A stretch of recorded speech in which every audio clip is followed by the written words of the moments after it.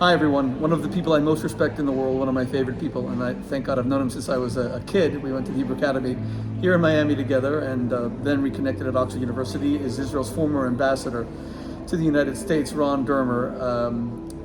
It's hard for me to even fully express how much I love and respect Ron and everything he's done for Israel. Easily Israel's most successful ambassador, most accomplished, thank God. The Abraham Accords, he was one of the chief negotiators, let alone his defenses of Israel, with the eloquence that he brought to bear in every interview he did on national American television and international TV, through difficult years and different administrations. Ambassador Ron Dermer. Good to be with you, Shmuley. Good to be with you on this. We're coming close to the eve of Passover, another few days. People, yeah. So, look, people, they look up to you. They were, you led a lot of things. Well, you look up to me because I'm 6'1" and you're shorter. That's true. I don't know if other people look up to me, but I look up my to you. eldest son looks down on me because he's 6'5". But Well, this stature-wise, I also look up to you. What is the state of the Jewish people as we come to Passover this year? Are you worried? Are you inspired? Are you optimistic? Are you concerned? I'm very optimistic because you have to have a little historical perspective, and when you have that historical perspective, you think to yourself that no matter what problems we're facing now, we are facing issues. We have a terror wave that's happened over in Israel for the last couple of weeks, but you think to yourself, our grandparents and their grandparents and their grandparents and their grandparents, going back 100 generations, would have given anything to trade their problems with ours. So when you have that understanding, you realize that we are a uniquely blessed generation to live at a time when there's a sovereign Jewish state, and also that the Jews in many places, certainly in the United States, live in freedom, and that's something that I think we should be very thankful for. The generation that left Egypt, was dealing with slavery for a couple of centuries, and obviously this tremendous change that happened in the condition of the Jewish people. But you probably have to go from Passover, that period, some 3,300 years ago, to the times we're living in now, to see people that had such a dramatic reversal in the condition of the Jews. You had the Holocaust, and then immediately in the wake of the Holocaust, you have the birth of Israel. So that is a fairly dramatic change, and I think probably ancient Egypt is the last time that you had such a great change from going to the depths of despair to this sort of pinnacle of hope. And we should never lose sight of that. That's an incredible Dvar Torah, actually, that I didn't think about that, this dramatic change of slavery to liberation. But even back then, the Jews didn't have their own army. God fought for them, and that's what Moshe even says to them, Hashem yilachem lachem, God will fight for you. Except for one thing, he didn't fight for them with Amalek, which I always thought was an interesting thing. Right. So all of a sudden you destroy the Egyptian army, it drowns in the sea, the 10 plagues and everything that happened before that. But when it comes to Amalek, that happens right after, which is the fight against pure evil, that Hashem does not fight for the Jewish people. The Jewish people have to fight for themselves. And I think it's a very fascinating point, because the Jews are supposed to be there to acknowledge the Creator in the world, to be this connection sort of between heaven and earth, and to sanctify the world, something you spoke about all the time at Oxford. And Amalek is sort of the antithesis of that. They're the denial of the of the sacred in the world. And that is not a battle that Hashem, that God can fight for us. That's a battle that we have to fight for himself. Confronting evil is not for Hashem to do, it's for us to do. Should have been a rabbi. Well, I learned from one of the best. That is a fascinating concept. The world doesn't fight evil enough. I know that you're going to be speaking about this on national TV, but you were the great warrior of the Jewish people during the first JCPOA, the first Iran deal, 2015. Now it's coming back, and that's part of the evil we have to fight. A government like that is. Are you surprised that we've learned nothing from? No, I'm not surprised. You have to ask yourself, why is it that why did appeasement happen in the 1930s? Were these people who, the Chamberlains and others, were they immoral people? Were they foolish people? And I don't think they were immoral or foolish. I just think that it all comes down to World War I, where 16 million people died, and it was the dumbest war in human history, and an entire generation was elected to avoid confrontation at all costs. That's what their charge was. And they fulfilled their commitment that they made to the people. We're going to avoid wars. But of course, when you take that approach that the worst possible outcome is to have a conflict, you end up actually fighting a much worse conflict. So in the 1930s, as all the information was coming in from Berlin, and you can see the cables today, and the historians can study it, and it all seems so clear in hindsight. It's not that people didn't see it or didn't hear it. They didn't want to see it, they didn't want to hear it, because they didn't want to deal with the consequences of recognizing that here was this guy, Hitler, who was trying to build up Nazi Germany and was going to do all these horrific things. They just would rather put their heads in the sand and deny it. And I think that you have people today, after Afghanistan and after Iraq, that they just prefer not to see and not to hear, and to avoid a confrontation at all costs. And of course, what happened with World War I, where 16 million people were killed, because of the policies of appeasement, we ended up in the Second World War where 60 million people were killed, including 1/3 of our people, the Jewish people. And so the danger is, after Iraq and Afghanistan, which had thousands, not millions, thousands of people, obviously a huge cost, and certainly each individual there and the family of the loved ones who were killed, it's an enormous tragedy. But in historical terms, it's much smaller, certainly by a factor of 100 compared to what you had in World War I. But the winds of appeasement are there, and now when you have this real aggressor on the horizon, you're giving them, the world, the leading powers of the world, are giving them a glide path to a nuclear arsenal, because the nuclear deal doesn't block Iran's path to the bomb, it paves it. And it's also going to remove all these sanctions if they end up consummating this deal, which will just enable Iran's aggression. And if we've learned one thing today, particularly because of what's happening with Ukraine and Russia, that when you have an aggressive power that is armed with nuclear weapons, your ability to deal with it is much more limited. We're deterred, not them. I mean, there wouldn't even be a conversation about having a no-fly zone over Ukraine if Russia didn't have nuclear weapons. Of course they would do it, but the fear of an escalation is so great. So if Iran were, God forbid, were able to develop nuclear weapons, then I think their aggression would grow by orders of magnitude, and everyone would be so concerned about doing anything. And I think it's a very, very dangerous situation that we're in, and everything has to be done to stop it. And I think one thing we should also learn from what happened in Ukraine is that no one is going to speak out to defend us if we're not willing to speak out and defend ourselves. I mean, what happened is you have this Prime Minister of Ukraine, who's Jewish, Mr. Zelensky, President Zelensky. He takes a stand. That inspires his own country. It inspires people around the world to come and to rally to his defense. But no one's going to defend Ukraine if Ukraine is not willing to defend itself. And they are willing to defend themselves, not only rhetorically, but on the ground. I think that's an important lesson for all countries, including Israel, because you have to stand up and confront this. And if I have criticism of the current Israeli government, it's that they're not standing forcefully and publicly against a nuclear deal with Iran. And I think that undermines Israel's case. We should be standing up, speaking out, just like the former Prime Minister Netanyahu did in 2015 when the first nuclear deal happened. Take that stand. Are you definitely going to win? Maybe not. But at least when you take this stand, you've enabled yourself to mobilize other people, and I think over the long term, you're going to win. It's better for you to fight even a battle that you ultimately lose than to simply concede the battle and to be quiet and hope for the best. You know, I had the unique privilege of knowing great Jewish leaders who, for me, were defined by one singular characteristic. They believed that they had a historical responsibility to protect this very vulnerable people who had experienced a genocide from any further attack.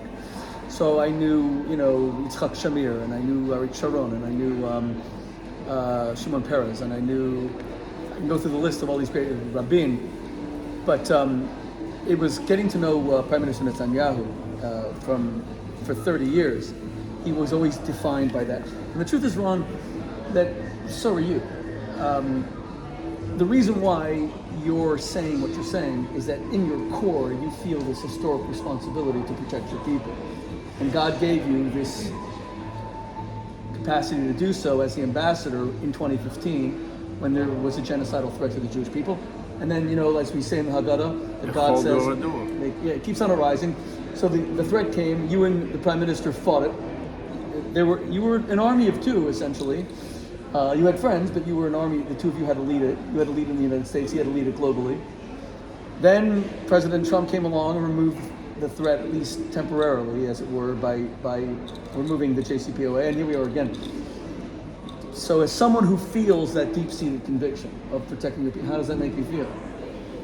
Mean that they're doing it again? How does it make you feel that we're back to square one?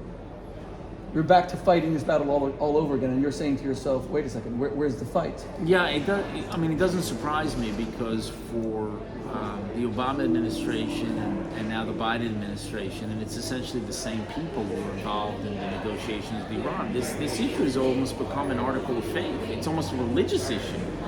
And the thing has become so absurd where the desperation to make this nuclear deal with Iran, it's unfortunate.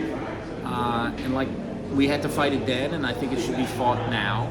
And it is true that when we fought the deal in 2015, they ultimately signed it anyway. But that was a predicate for Trump's decision, I think, to withdraw from the deal. Without Israel taking that stand, I don't think he withdraws from the deal, and it was certainly the right thing to do. So there was ultimately a reward.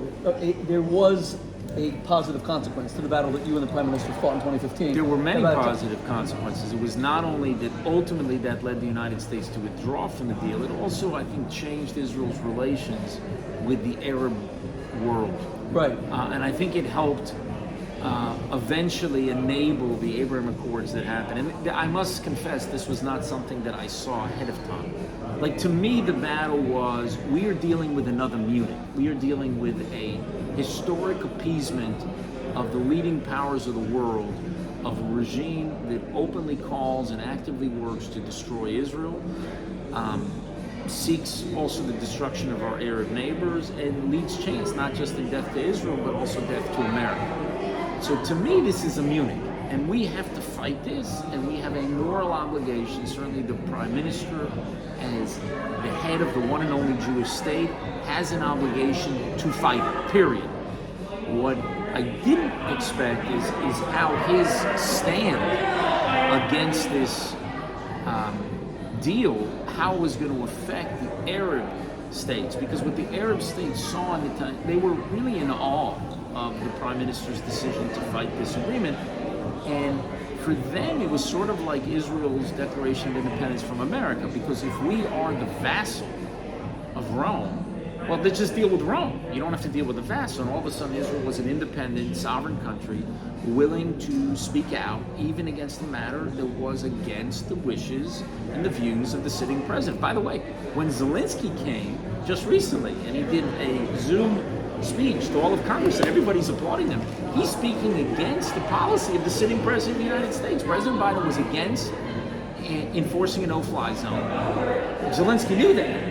And yet he still went and he spoke out for the United States to change his policy. And I have great respect for it, because he's representing Ukraine. He wants to mobilize the world to help his country. That is what leaders do. And Netanyahu did that in 2015. I think he rallied a lot of people in the United States, not just on one side of the political aisle, although it is true that all Republicans oppose it, but there were also Democrats who courageously stood up against the president of their own party because it was an easy decision for Republicans to make. It was a harder political decision for Democrats to make, but you had some 24 in the House. You had 4 Democratic senators, including prominent ones like Senator Schumer and Senator Menendez, who opposed the nuclear deal. So you had bipartisan opposition to the nuclear deal. And that was a predicate ultimately to Trump leaving the deal. Unfortunately, rather than continuing the policy of this maximum pressure campaign, which, contrary to what he said, was working, because it really started in 2019, because Trump did not even leave the deal until May 2018, and then it took another year where he was given waivers for Iran to sell oil. You really had massive economic pressures only from about mid-2019, and they were there for about a year and a half. And unfortunately, the incoming Biden administration threw a lifeline to the Iranian regime and said, you know what, if you just hold out a little bit more, help's going to be on the way, and we're going to go right back into the deal, and we're going to remove all the sanctions. And I think it's a tragic mistake. I hope they don't do this deal, but they seem hell-bent on doing everything they can in order to make this deal happen. It is not going to make Israel safer. It's not going to make our region safer. And I hope that they will reconsider. It seems like the only thing right now that is left is whether or not the Revolutionary Guard will be removed from the designated sanctions list. I mean, it would be ridiculous to do that, but that's not even the worst thing about the deal. The worst thing in the deal is that it gives them a glide path to a nuclear arsenal. That's what the deal does. And so you haven't solved the one problem you're supposed to solve, which is Iran's nuclear weapons ambition, and you're making all the other problems much worse by removing the sanctions.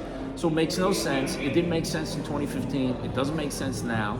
And hopefully they will reconsider, but I'm a little bit skeptical that they'll reconsider. It might be that the Iranians won't go into the deal for their own reason, because they may feel that the Biden administration is so desperate that they can squeeze more out of them, or they may feel, hey, you know what, let's not get into the deal. They're not really enforcing the sanctions now. We have the Chinese giving us a safety net, an economic safety net, so we don't have huge pressures on. And let's stay out of the deal and slowly but surely work our way up and ultimately break out to a bomb without the deal. They may make that decision as well. I think that the right policy is to shut the lights out on Iran. That's what I think the policy should be. But it's to have a credible military threat against Iran, to have crippling sanctions, and to reach out to the Iranian people, who are not our enemies, but who are a potential ally. They are an ally. They can't stay in the regime, and they seek the support of the outside world to help them, I think, get rid of this regime that is disaster for them, a disaster for a region, a disaster for the world. We're about to end, but Ron, I am so surprised that 2015 we all fought the Iran deal. AIPAC, our organization, the Israeli government, the American, 80% of the American people were opposed to the deal. And I don't know about 80, but it was a majority. 22% were in favor, so something like 80 were. Although interestingly, in the Jewish community it was 50-50. That never made sense to me, that the American people were opposed to it, but the Jewish community. But I am kind of shocked, and you're emphasizing it. Just wow, it's so different now that everyone's thrown in the towel. Our organization was the only ones. We did a full page ad of the New York Times against the deal 3 weeks ago. Full page ad of the New York Times, and a lot of people called me and said, waste of money. People who fought the deal in 2015, they waste of money. They told me it's a done deal. They said it'll be signed. Our ad came out on Saturday. They said it'll be signed Monday, and it just shows you they were wrong, because it hasn't been signed yet. And who knows? If we fought it, maybe it wouldn't be signed. Doesn't matter. Sometimes, you can't just fight battles that you know you're going to win.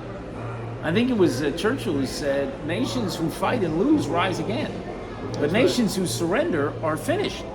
And to me, I don't really blame other organizations and other groups for not fighting it, because it has to begin with Israel. Right. First, Israel has to take a stand. Then we can come to others. It's like, with the issue with Oslo, where there's a lot of criticism of the Clinton administration. Well, that's what the Israeli government at the time was pushing. It wasn't actually the U.S. administration. It was the Israeli government, or the disengagement with the Bush administration. That was Israel's government. So first, let Israel take the stand. Then we can come and we can say, why are you not standing with Israel? But first, Israel has to take the stand. And it's a mistake to think Israel is not a country that can lead from behind. And I think this is true, by the way, of Jews more broadly. I mean, on anti-Semitism and other issues, we can't act behind the scenes, have others step forward and stand up to anti-Semitism. The Jewish people have to take a stand. Israel has to take a stand. Then you can rally others to your side, people of goodwill, Jews and non-Jews who want to actually fight with you. But what people see is, wait a second, if Israel's not getting up and it's not shouting, if it's not going in Congress and it's not raising its voice there, if it's not going on television and explaining why this is a bad deal, not just put out a perfunctory tweet, but actually go and explain it, well, this can't be so bad because they're quiet. If it was such a disaster, then Israel would be doing it. Yeah. And actually, this is a government in Israel that has forces both on the right and on the left. And if they were actually standing up against it, they would say, like, hey, this is beyond politics. It's not about Netanyahu. It's not about a government of the right in Israel. It's about all the Israeli people being opposed to it. Well, this government should cash in whatever political capital it has and make the case. That doesn't mean that they're necessarily going to win.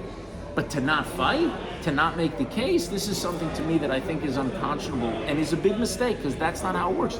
By the way, we may lose today, but tomorrow you could have a victory. That's what happened in 2015. We didn't win in 2015, but because of that fight, it ultimately led to the change. And what you want to do is have a chance that even if the Biden administration is hell-bent on moving forward with the deal, that maybe a future administration will change it. Maybe there'll be a question mark that will hang over the deal so that investors won't jump into Iran and think, hey, this whole thing is over. No, let's put a question mark. People should understand that you invest in Iran today, you might be sanctioned tomorrow. You don't know that. And the other thing is lay a predicate for potential action that Israel may take. Because everyone's saying, look, we're not going to abide by this deal. It's not going to bind us. We may actually have to take action. Well, the Israeli government should explain today why we may have to take action tomorrow so that no one's going to come with us. Why all of a sudden, on a clear blue day, did you take action against Iran? We had no idea that you were going to do this. Well, they may be right. Because if Israel is not explaining it, Israel has to be very clear and very vocal and opposed to it. And I think that position will be respected. They may not agree with it. They may go ahead with the deal anyway. But I think over the long term, that is actually in Israel's interest and will only strengthen the alliance that we have with the United States as well. People will respect that decision. And then we can go to others and say, you know what, we've spoken up. We ask you to stand with us on this important issue. But there's no reason to be quiet about this. And I hope my own government will change its posture, and I hope the Biden administration will come to its senses, because it is a huge mistake to go ahead with this deal that is, as I said, is dangerous, terribly dangerous for Israel, dangerous for the region, dangerous for the Arab neighbors. They're like, but what does Israel and the Arabs know? We just live in the region, right? The British, the French, the Germans, the Americans, they know what's better for us, right? They're going to save Israel and the Arab states from itself. Israel and the Arabs both understand that this is a disaster. America should listen to its friends and allies in the region.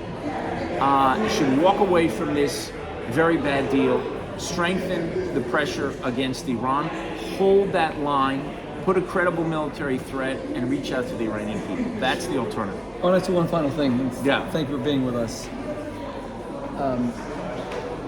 You are a very humble man, like as am I.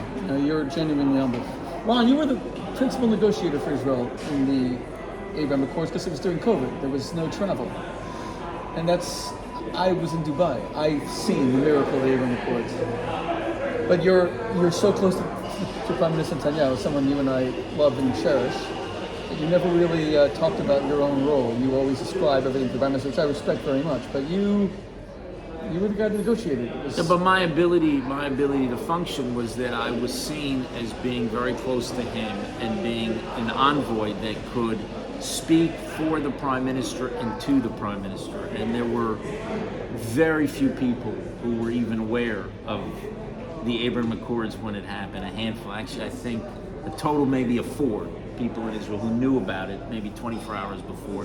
And we kept it sort of under the radar screen to allow this thing to surface. And we were very fortunate that we were able to finalize it at that time because of the shifts that were happening in the region. It was actually something that we were arguing for several years, that this possibility was there to make a peace with the Arabs before you finalize a peace agreement with the Palestinians, because everyone said, if you make peace with the Palestinians, you'll get peace with 22 Arab states. And I would say, well, that's great. What if the Palestinians don't want to make peace? Does that mean we have to wait? And fortunately, you had leaders in the Arab world who were actually willing to cross this Rubicon and make peace with us. And we had an administration that also put in place policies like confronting Iran being an important one, embracing Israel, not chasing after the Palestinians, leaving a door open for the Palestinians to make peace, but not giving the Palestinians a veto. They put in place policies that facilitated the surfacing of this, and I feel very blessed that was able to play a role in achieving that. But without, frankly, without all the other actors, it would not have happened. Netanyahu clearly had the vision of this being possible a full decade before it happened. Mohammed bin Zayed, the Crown Prince of the Emirates, had the courage to actually make this decision because he goes the courage. And the Trump administration had the policies in place that really facilitated it. And we had very good partners, and we were very fortunate to be able to do it. My one regret is that we started it at the end of the administration rather than the beginning of the administration, because I think had it been started at the beginning, the Israeli-Arab conflict would be over. Wow. I think Saudi Arabia would have joined. Yes, if we started it at the beginning, yes. And I think Saudi Arabia could, frankly, if the U.S. would shift its policy on Iran and take a different approach to Saudi Arabia, this administration, the Biden administration, could see a surfacing of the ties between Israel and Saudi Arabia and also achieve this historic agreement. Now, the end of the Israeli-Arab conflict doesn't mean the end of the Israeli-Palestinian conflict, doesn't mean the end of the Israeli-Iran conflict, but you have a conflict for a century between Israel and the Arab states. We went from a peace with Egypt and Jordan to now adding Bahrain, the Emirates, Sudan, and Morocco.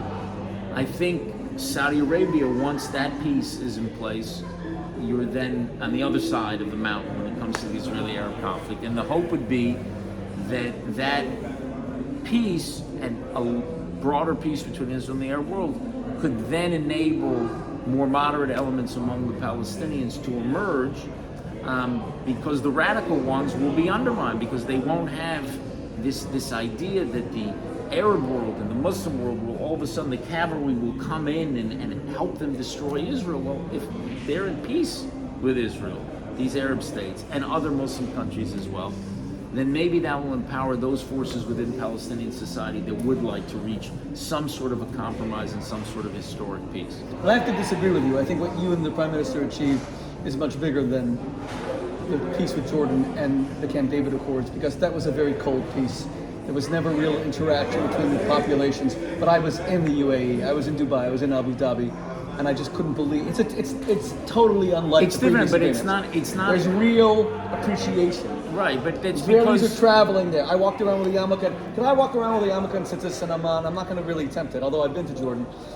In Cairo, I'm definitely not going to chance it.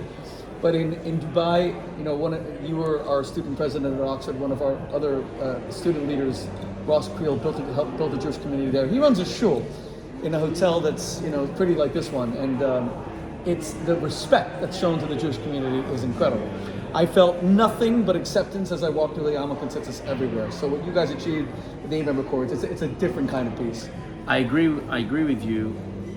Better a cold peace than a hot war, but it's a cold peace, and it's a cold peace because there are forces within Egypt and Jordan, political forces, economic forces, cultural forces, that militate against the peace.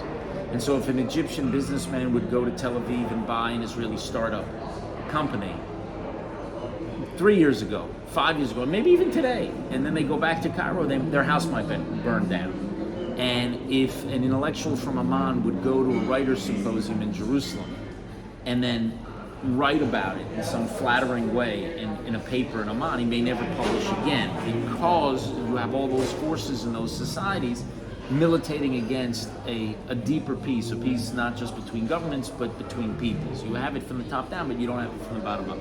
None of those forces exist in the Emirates and Bahrain, for sure. They're just not there. So you have people who really would like to see this emerge into a much more a substantive peace, a peace not just between those governments, but a peace between peoples. And we should work hard to ensure that that's the type of peace that we have there, because maybe that could convince some people in Egypt and Jordan that they've actually wasted a lot of time. They had a peace for 40 years in Egypt's case, more than 40 years. In Jordan's case, more than 25 years we've had peace. and they didn't use it to the benefit of their own people. Well, what if we create such benefits, like economically, doing joint ventures, having Arab partners and Jewish partners invest, could be Israeli technology, placing that technology and working with Arab entrepreneurs to house it in their own countries, and to be able to expand that throughout the Arab world and the Muslim world. It could be a game changer, and I think that could affect the current peace that we have with Egypt and Jordan, and also expand it elsewhere. We have to make this peace a huge success, and that's on us.